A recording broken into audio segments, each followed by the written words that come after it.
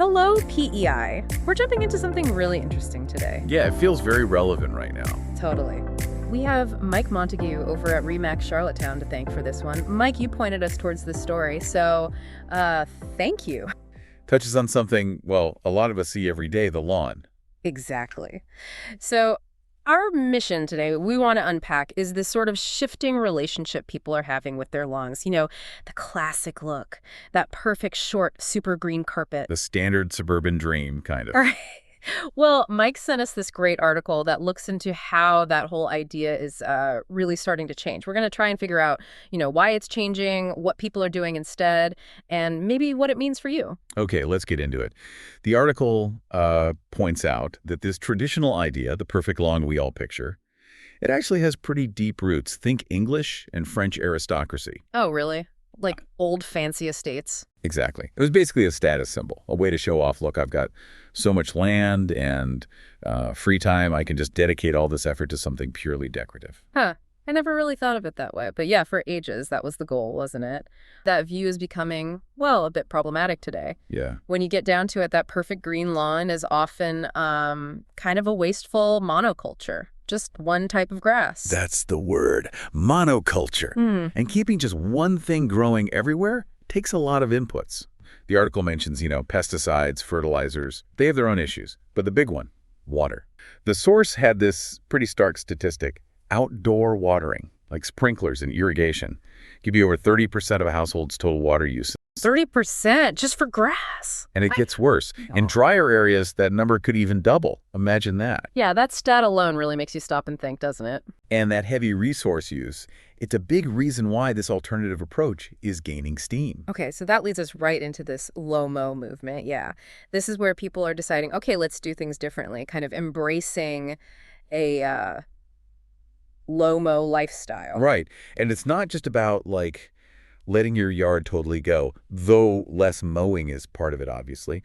The article talks about ideas like Mow May. Heard of that one? Yeah, letting things grow in spring. Or let it bloom June. There's even one for the fall, leave the leaves. Leave the leaves. I like that. Simple. So the main goals behind this seem pretty clear, right? Helping pollinators. Definitely. Especially bees. Giving them food and habitat, particularly early in the season when things are scarce. And, of course, saving water. Less irrigation needed if you're not trying to keep that perfect carpet green. Makes sense.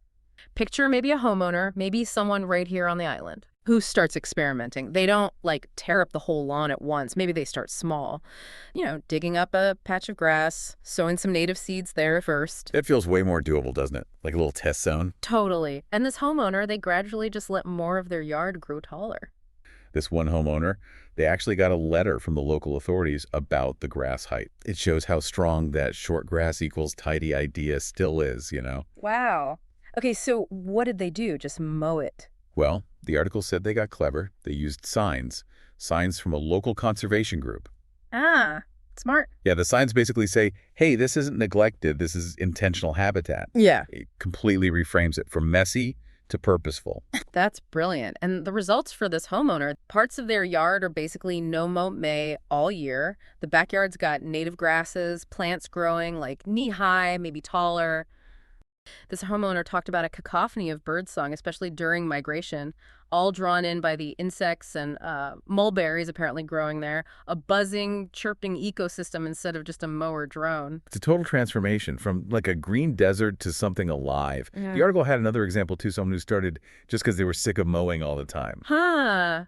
I think lots of people can relate to that feeling. Totally. Yeah. But then that kind of evolved into a conscious thing. They started adding flowering plants, specifically picking ones to attract bees and bugs. Okay. And did it work? What happened? Yeah, big time.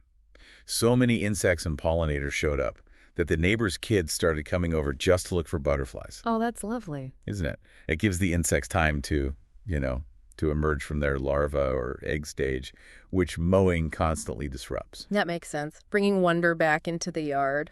And the homeowner mentioned a personal benefit, too, just finding it peaceful, relaxing to walk through this more natural space. You could see how that might catch on. Did the article say if, neighbors started doing it too? It did. Said some neighbors saw the positive changes and started participating themselves. And there was this other sweet detail. about a 4-year-old kid, the son of one homeowner. Yeah. He spends his time hunting for bugs right there in his own yard. That kind of hands-on nature connection, it feels kind of rare these days for kids. That's pure gold. Yeah. Makes you realize these spaces can be so much more than just, neat. And what's cool is how these individual choices add up to bigger ecological wins. Letting things grow encourages native plants with the deeper roots. Exactly. And those longer, deeper roots, they do great things for the soil itself. They help break up compacted dirt, improve the soil structure, and, crucially, improve drainage.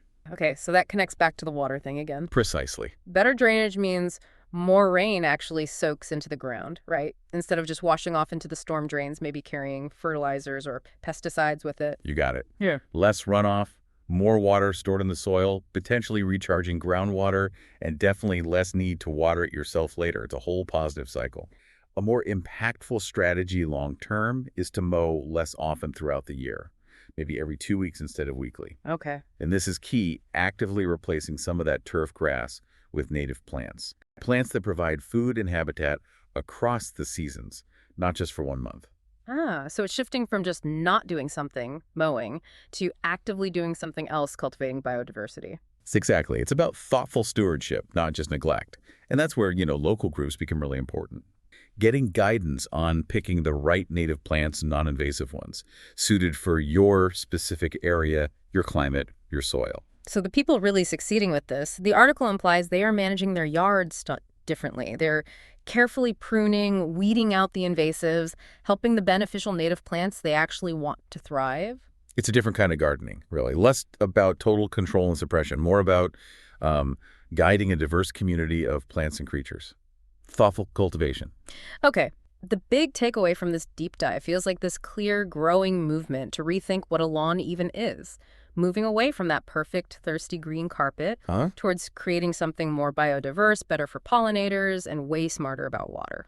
And it really pushes back on that ingrained cultural idea of what a good or tidy yard has to look like. Definitely. It makes you look at your own space outside, big or small, and just wonder, what else could it be? Could a corner grow taller? Could I add some native flowers? Is there maybe more value in trying to cultivate a little mini ecosystem, something that actually gives back to the environment around you? Yeah, something to definitely mull over next time you look out the window. For sure. Well, thank you so much for joining us for this deep dive. We really hope it gave you some food for thought about your own patch of green. And hey, if you found this interesting, maybe sparked an idea, please do like and share this deep dive. It honestly helps the show grow and means we can keep exploring topics like this. Absolutely. And, if all this chat about lawns, properties, maybe changing things up, if it has you thinking about buying or selling a place here on PEI, remember who got us talking about this? Mike Montague. Mike Montague at Remax Charlottetown. He's your guy. Whether you want that classic lawn or maybe you're dreaming of finding a spot to create your own little wilder, low-mow paradise, Mike can definitely help you find it. Definitely check him out. Until next time. Thanks, everyone.